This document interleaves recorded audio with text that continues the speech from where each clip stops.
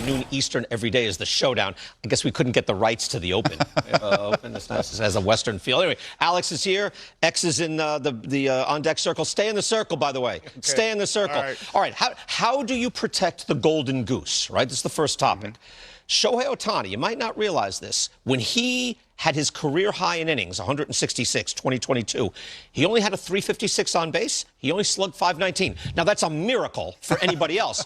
But after that, he started slugging 600, and he was the best offensive player in the league. So now, what do you do with him? We're seeing it now, and the Dodgers are now reacting to having him do both at the highest level. It's taking something away from this guy. Yeah, and I think it always will take something away, whether that's pitching or hitting, depending on what he has to focus on over the course of the season. Obviously, he's healthy this year to be able to do both, so we're getting a chance to see that again.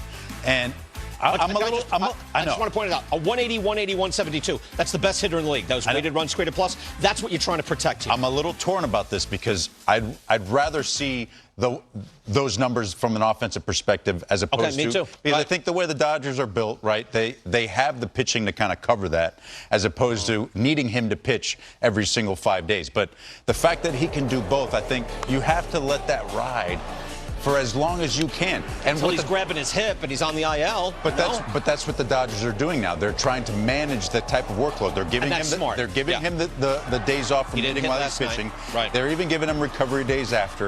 Yep. Now, again, that to your point is taking away from having him in the lineup every single day. Now, as they get closer, to the playoffs and down the stretch, you're going to see that change, but that's all in preparation. We've seen the Dodgers do this, over the last few years with their starting pitching, right? As far as like guys getting hurt, managing workloads to be able to throw those most important innings towards the end of the year and in the postseason, as opposed to doing it now in April and May. They probably hit upon it last year. Just like don't have him pitch the whole first half, ease him in out of the bullpen, no doubt. Be an opener and go through. But it's tough as human beings. What do? Like there's the parable, the golden goose, for a reason. When we get the golden goose, we throw it in the oven. But don't throw it in the oven.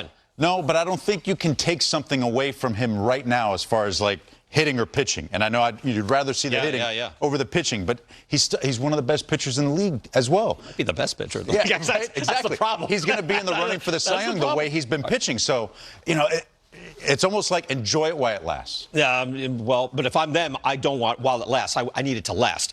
The Guardians just traded for Patrick Bailey. He is the elite pitch framer, #1 in baseball. Is it too late, though? With the challenge system, do you lose some of that pitch frame value? I think you lose a little bit of it. I think there's still value to it, absolutely, because over the course of the game, you're still able to find a way to get 1, 2, maybe 3 pitches that'll flip the count in your pitcher's favor. Now, it can be taken away by a challenge from a hitter, but you can also do that as a catcher. My thing is, and we kind of touched on it on your show yesterday, is I don't think it so much hurts the guys at the top as it helps the guys at the bottom.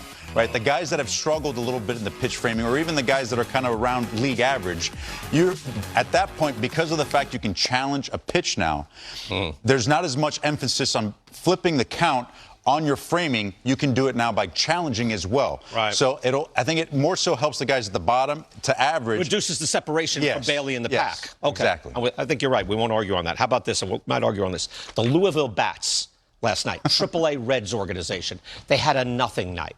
Didn't mean nothing. Explain this to me. Organist only. They had an organist. There was some music, dun, dun, dun, that sort of thing. But no sound histrionics, effects. No sound effects, come on, make some noise. No videos. None of that nonsense. Thank God. Why I can't go to Yankee Stadium, or now Dodger Stadium might be the worst. It's at such a decibel level. Everyone has a headache, and if you complain about it, they call you old instantly. And it's like no one's enjoying this. I walked around the World Series at Dodger Stadium. No one was enjoying that. No one enjoyed being yelled at. By the way, they lead the league in attendance. Stop screaming at me to make some noise. I'm here. We have 50,000 tonight. It's the World Series. You don't need to tell me that. Okay, go ahead. Get off my grass. No, stop giving me a headache. I'm going to watch the game.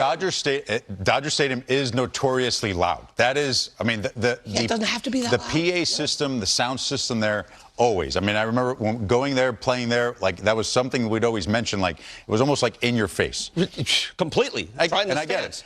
But So you're telling me that the Louisville Bats, they had nothing going on. An organist. They had an organist, so it was kind of like the crack of the bat. 1950s. You'd hear style. the curse words in the dugout. Yeah. You'd hear the third base maybe coach the pop spitting of the his glove. tobacco. You know, pop in the mitt. I mean, I'd be okay with that every once in a while, something different. But I would having love played that. having played during COVID, where there was nothing, and you're pumping in the crowd. There was no noise. crowds. No, you don't want that. You have to have a crowd. I want crowd noise. It's organically. It's an eerie feeling. It's an eerie feeling. But you have a crowd there. I'm saying if you wipe out the crowd, then okay, go play the music. Put in fake people. You remember the fake people? I love that you did this, Louisville. I hope it was a big hit. I want to ask you on this now. I was gone last week. Okay. My youngest daughter. So I didn't see this. The guy showed it to me just the other day. I looked at it. I went, oh, that's a bad look. Now, I don't know why it hit me that way. John Franco's been retired a long time. He can go to the Knick game. Francisco Lindor, who gets $30 million a year, is injured, right? I get it. But he's going to a Knick playoff game while the Mets are playing the Rockies in the snow in Denver. That's a bad look. I'm sorry. I mean, I would agree with you there. That's a bad look. And, I mean, it's something that I think you'll probably get a little, like, 50-50 on who you talk to, you know, as a player. Mm-hmm. Because at the same time, he's on the injured list. There's not much, as long as he's getting his work in to try to, you know, get back healthy. Yeah. You know, he's allowed to have a life outside of that. Yes. But, like you said, it's while the Mets are playing on the road during the same time, it's a bad look.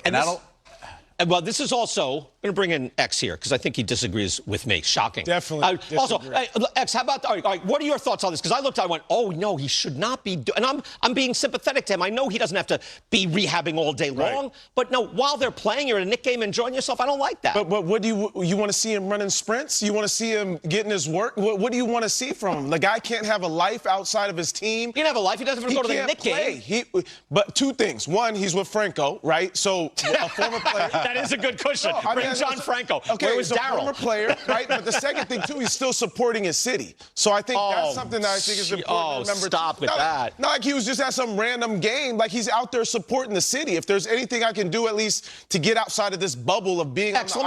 X, let me ask you this. You're playing like zero fun. Look, X, how about, I like zero fun. How about you're an outfielder for the Mets, right? You're playing the outfield in the snow in Denver, and then after they go, hey, you see where Francisco was tonight? Wouldn't you go, he was at the Knick game tonight while I'm out there freezing, running around. That's not my business is take care of what I got to do on the field. Same thing for Lindor. Now, if Lindor came back after IL, not doing what he needs to do, then, okay, hey, were you supposed to be out doing all those things? Then you look at that. But if he comes back balling, it's like, as long as you do what you need to do on the field, who cares what you do off the field? How about right, you're not completely wrong. I'm not saying you're completely way off. I'm saying this, though. How about, like 10 days after they asked Juan Soto, hey, so were you in contact with the guys during that 12-game losing streak? And he goes, nope.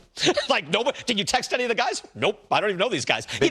So after does he that, take care of maybe business? you don't do that. Does he take? Yeah, that may not look good amongst the team camaraderie, but if he's taking care of business, okay then. It didn't. Not everybody's the same. It didn't seem like you had a team fight in the fight together, though, did it? No. How can he be fighting with the team if he's not playing? This is. You can talk to a guy. Don't you have one boy on your team that you talk to? He might not. Clearly, he does not. Correct. Yes. Look, this is way more, I think, of a fan issue than it will be a player issue. Okay, that's important to know. And that's the big, because as players, once you hit the injured list, I mean, it's next man up mentality. And a lot of times, as the injured player, you almost feel like you're not part of the team because you're not in it every single day with the guys, right? So you're trying to get your work in to be able to get back. And yeah, I mean, he was, in New York getting his rehab while the team was on the road, and he ends up going to the game. The guys on the team that are playing are not really worried about that. They're worried about the game on the field, right? So I think in this situation, because I've seen it so many times with guys in the injured list, they're going out to dinner or something like that, and somebody snaps a picture, it's on social media, and the fans get on them or something like that. You can go to dinner. But it doesn't matter what it is. It could have been, taking a walk with your family, and they're still going to get some grief over it. If I'm a Met, if I'm a Met and I see you at the Knick game, and after I'm coming off the snowy field in Denver, I go, hey, X, how was the game? Yeah, how was that? Like, no, I wouldn't like that. I had a great time. Oh, I'm glad you had a great time. Can you see us get our tail kicked today in the snow? Yeah, we lost again. I don't know if you're following us. It is a bad look for the fans, though. It's a bad look. The fans will never agree on that. Yeah, start doing sprints out there on the court, Lindor. All right, Dodger Stadium, the scene tonight, and you get this is our showcase game.